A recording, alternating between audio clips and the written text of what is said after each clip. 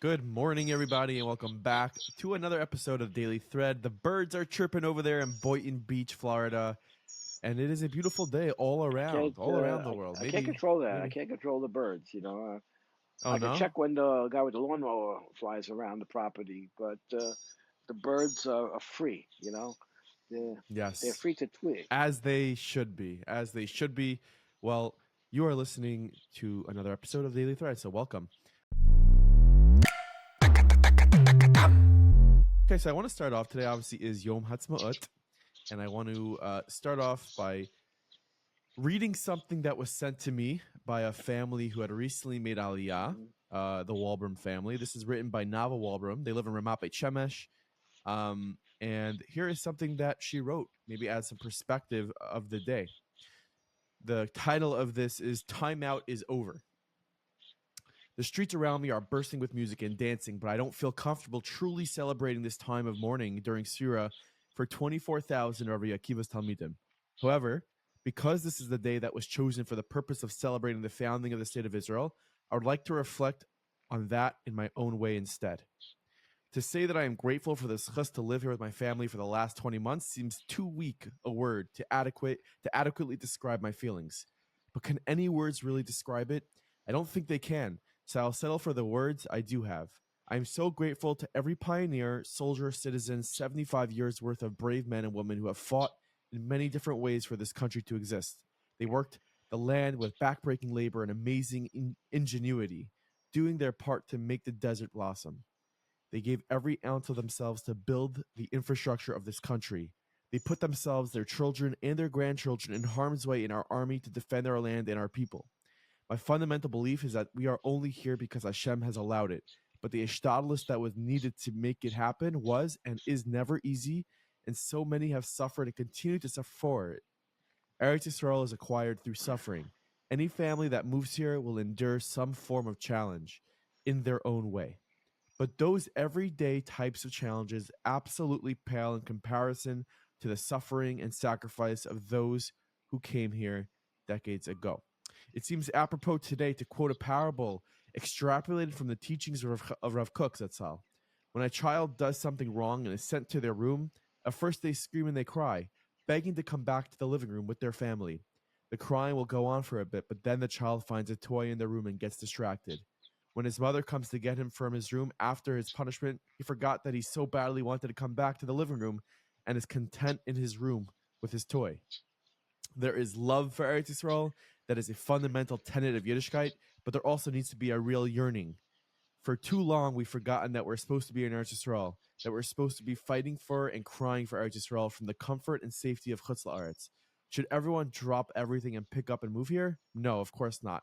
However, unlike 2,000, 1,500, or even 50 years ago, it's easy to be here now. It's Yishuv Eretz Yisrael, a Torah value. Is Yishuv Eretz Yisrael a Torah value taught in the yeshiva system? Why aren't we running back en masse now? Because we've forgotten all about it. It may be because in our subconscious or daily tefillas, but for now we're content with our toy in Chutz La'aretz. Thank you, Hashem, for allowing my family, for allowing Am Yisrael to return to Eretz Yisrael and continue surviving and thriving in the land you gave us. Thank you for making it exponentially easier over the last 75 years to live here in comfort and safety. So those of us that not as brave as the modern pioneers could listen to the voice that you put inside of us that's been begging us to return. And now we can. And now we have the opportunity to serve you, to follow your Torah and do your mitzvahs in the most beautiful way on place. May we all merit to see and experience the inbounding of all the exiled, the kibbutz golios, and the coming of Mashiach speedily from here in Eretz Yisrael. So that was written from Nava Walbram, Mhm. who lives in Beit Shemesh now. Very beautiful, What are your thoughts on very that? beautiful, very beautifully written. I think, and I think it requires us as Jews, regardless of our level of observance or however we feel, whatever we feel our role is in the destiny of the Jewish people is, I think a day like this requires that we take a step back and take a long view of the condition of Bnei Yisrael. I was just talking to somebody last night about the fact that there's 8 billion people in the world almost, and maybe 13 or 14 million Jews. They say that the number Yeah. of Jews in the world is less than the margin of error in the Chinese census. So Mm. we and our prominence is contradicted by our quantitative numbers. The role that the Jews play and the attention that we attract is just it's astounding. And we and Yeah, we can't I and we can't forget as Jews, we can't forget that the focus, what the objective was of the Ratzon Hashem to create this world floating in space, and with Eretz Yisrael, with tiny little Eretz Yisrael at the edge of the sea. That was the tachlis of the entire idea of the Hashem creating the world was Am Yisrael and Eretz Yisrael, and yeah. we can't just knock that aside like it's nothing. Yeah, and I think that today is a day that is recognized by many in a very strong way, and it's a day that is completely ignored by many in a very strong way. She did write in this article, which I thought was beautiful and expressed very well. She mentioned in the beginning the streets are bursting with music and people are dancing, but we know it is the time of Sphira.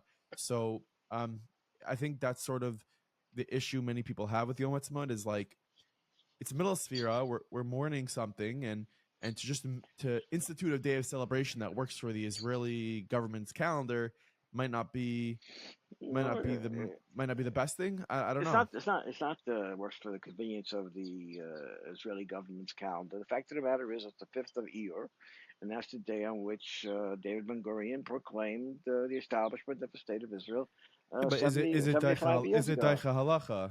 Is it daicha halacha? Listen, I don't know. You could celebrate. You could probably celebrate. I just heard I heard music that was released, a cappella music that was released this week. And it's beautiful music that I enjoyed listening to a lot. And there's It's not music. It's a cappella. no, but it's still music. It's still songs that were written and sung by, in this case, by Benny Friedman, and a song written by your brother, Yochanan Gordon, Yeah. which is online, and it was a very beautiful thing. You know, Not to get off topic, but on this point, I did see uh, a well-known producer in the Jewish music world, Shlomi Zaltzman. He wrote on his status the other day. He was saying that, you know what? Who's to say that music producers aren't putting music on these tracks? Maybe you need a mashkiach in the studios, just like you have a mashkiach seeing the meat and the chicken and the milk and everything. I think he was half joking, but I think what he was saying is like maybe if you're gonna listen to, I think he was joking to be honest, but I'm not sure. If no, you're gonna listen to acapella, like this upbeat yeah, acapella stuff, yeah. is it really different than listening to regular Well, music? listen, you have to consider the following. I think that on there's differences of the halach. First of all, we have to establish the fact that even though we are the Daily Thread and a subsidiary of Meaningful People, which is a subsidiary of Meaningful Minute, and people look to these programs for some kind of definitive, decisive type of conclusion about things. The nature of Jewish life is Yeah. inconclusiveness. To be able to discuss things and discuss them intelligently and peacefully and civilly. And there's different rabbis that I'm talking about in the Frum community that view how you're supposed to observe the morning of Sphira. And some people will tell you that the prohibition on music is only live music, live shows. Some people will tell. Everyone's got to consult with their local Orthodox rabbi when it comes to these types of questions. I do want to get back to the discussion about Israel.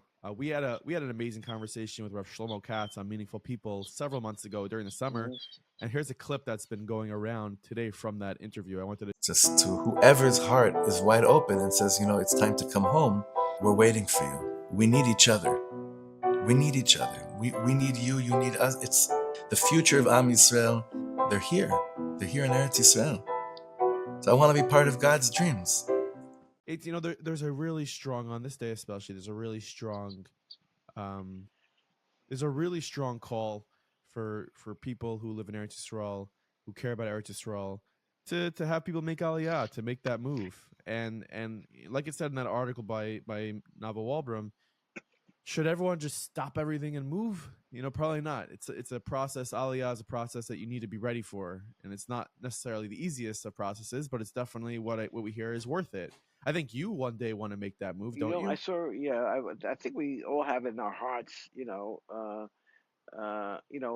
might be we might be asleep, like the song says, but our hearts are always awake. There's always a chukka, there's always a desire in our hearts, and I think I might have seen it on Meaningful Minute, maybe. Rabbi Zachariah Wallerstein, Zatzal said, if you wake up in the morning, that means Hashem is saying that you are needed in this world. You have Yeah. a role in this world, and I don't want to start categorizing people. That's good people, bad people, evil, good. I can't start categorizing it and rationalizing why those things exist in the world. But if you are here, then you are part of God's grand plan that goes back, 5,800 and or whatever it is, 5883, 5,000. Is it 5,883, something like that? If I So yeah. and I'll make sure I'm right. And you're part of a grand plan. And one of the most touching things I saw yesterday in the aftermath of Yom HaZikaron, which was Monday, which was yesterday, the day before Yom HaShabbat, was the one of the Yaniv boys whose brothers were killed by a shooter in Huara a few months ago. One of the Yaniv boys was bar mitzvah, and he was celebrating by the gravesite of his brothers with the family, Really. and they had balloons, and they were singing, and they had him on his shoulders, and they sang in the cemetery Simon Tov and Mazel Tov, and they celebrated a bar mitzvah. That is on the surface look very contradictory. How do you have a celebration with people saying Mazel Tov in a cemetery? But that's the magic that Jews and Israel are capable of doing. How, why, where, when, how.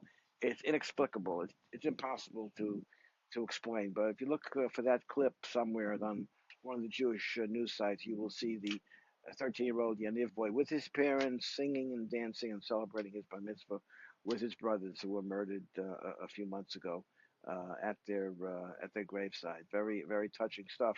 Now, one of the great debates when it comes to Yom HaShabbat, especially here in the diaspora, whether it's New York or Florida, Rockland County, wherever I am, Palm Beach County, whatever it is the argument over whether you say halal or not in davening.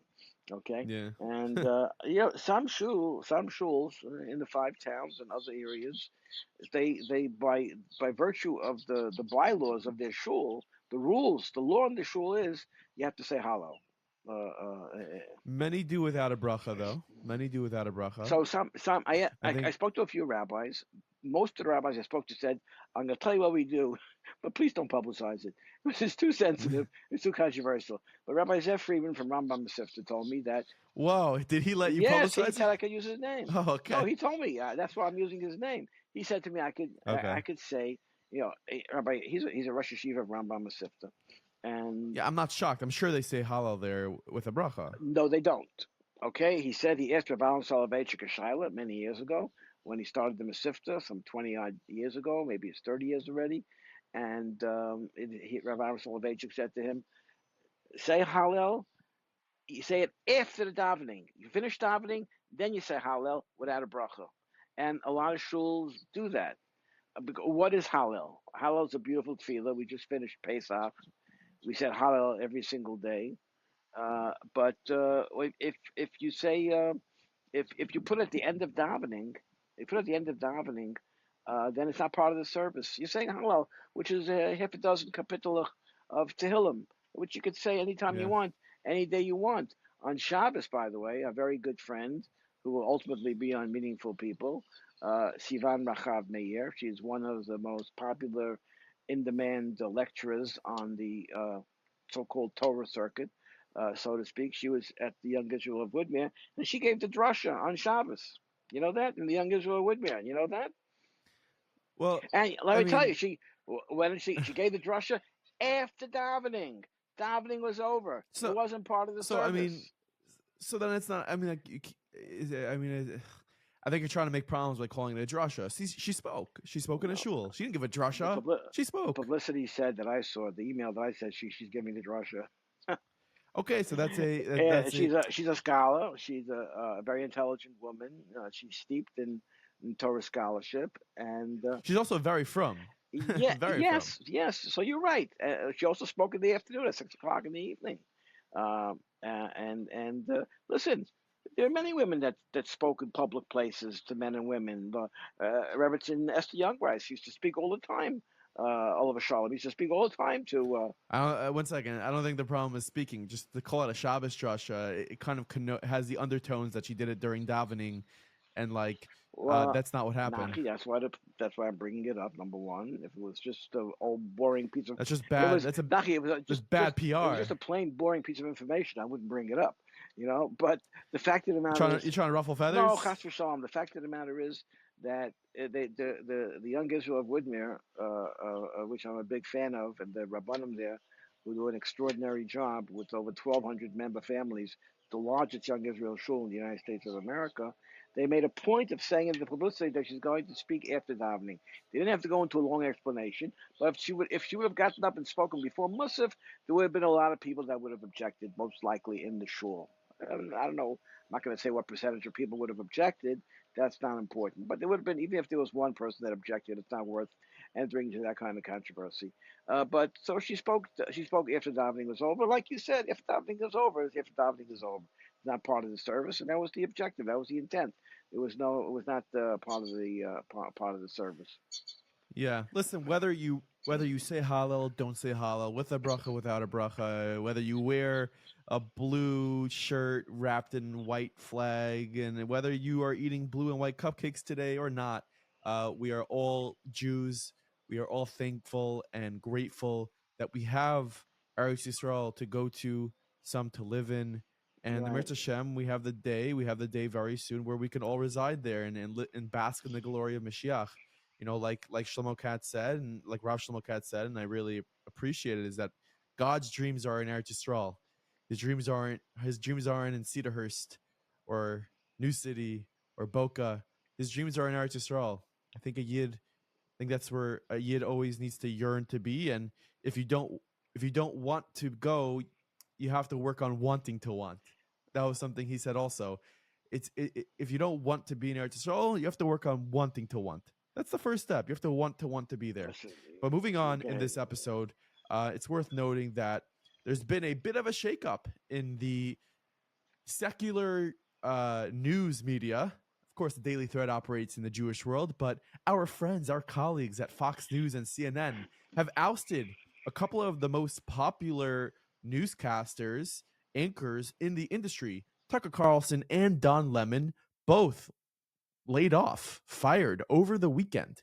It says here in an article that Tucker Carlson and Don Lemon hired a top Hollywood lawyer. His name is Brian Friedman, the most Jewish name in the entire industry, and he has a track record of getting multi-million-dollar settlements for TV stars.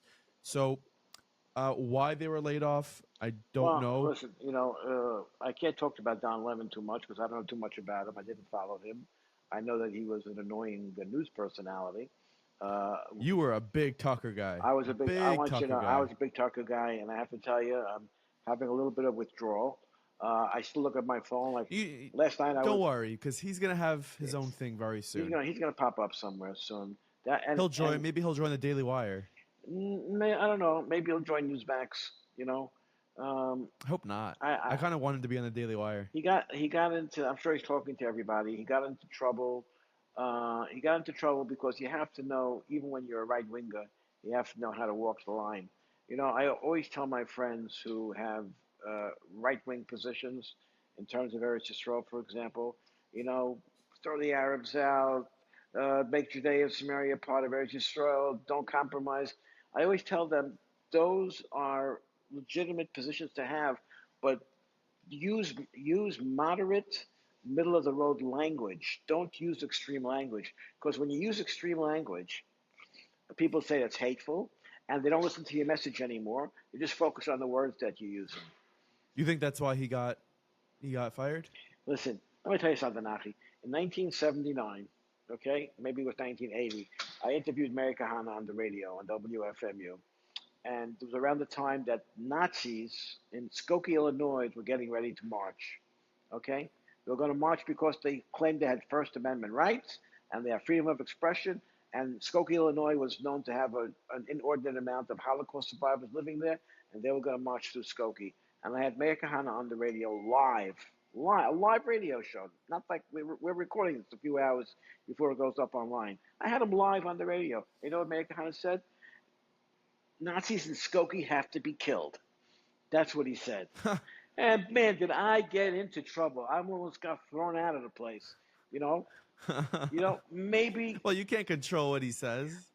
But listen, I was responsible for what gets said on that program. Just like. Well, first of all, Nazis. Nah, I mean, I'm not going to say it. Can you imagine? Well, Can you imagine something appears in the Flagtown Jewish Times? And what am I going to say after it comes out and say, I didn't know, I didn't see it, I didn't. No one's going to buy that. Did you disagree with him? What? Did you disagree with him? I think there's a judicial process. If they were arrested for violating the law and they were found guilty and they were given a death penalty, of course. Then they have to of course. Well, we see the Nazis that were caught were killed. They were hung. They were executed after a legal process. So he did. So he. And whether he didn't say. Let's say, not you and me. Let's say the guy sitting over there believes that all Nazis, anyone who says the words "I'm a Nazi" should be killed on the spot. Let's say that person over there, you can't see him on the camera. Let's say he says that all Nazis should be killed. That's not going to help his position, okay? Because there's a civilized process that has to take place. Now, if it's in a war zone, and soldiers are fighting each other, of course, the American soldiers and the Russian soldiers that were fighting the Nazis in World War II, and just like the Russians and the Ukrainians are killing each other today, they're not reading them their rights and putting them on trial. They're shooting at them and trying to kill them. That's different. That's different than after the fact. Yeah. And anyway, my point is that, Kahane said live on the radio, Nazis have to be killed. And I got into a lot of trouble. I almost got thrown off the radio station.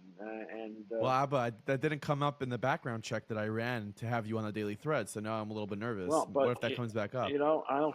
It's not there. First of all, it's 40 years ago, 43 years ago. So you think I could find it online? I don't know. In those days, I don't think I recorded those programs. I didn't record every program that we ever did. I don't know. It could be somewhere. I have a lot of tapes with Kahane that you never listened to. I don't see it. I don't see any articles. I googled Larry Gordon, Meir Kahane, Nazi. I don't see anything. You seen articles that I wrote about him over the years, probably. I see articles that you wrote about him, but I don't see anything I mentioned. So you scrubbed the internet. Good for you. No, you scrubbed it there off. was no internet then. There was no internet, so nothing to scrub. Oh wow. There was nothing to scrub. How did we get on that subject, by the way? You heard about Tucker Carlson.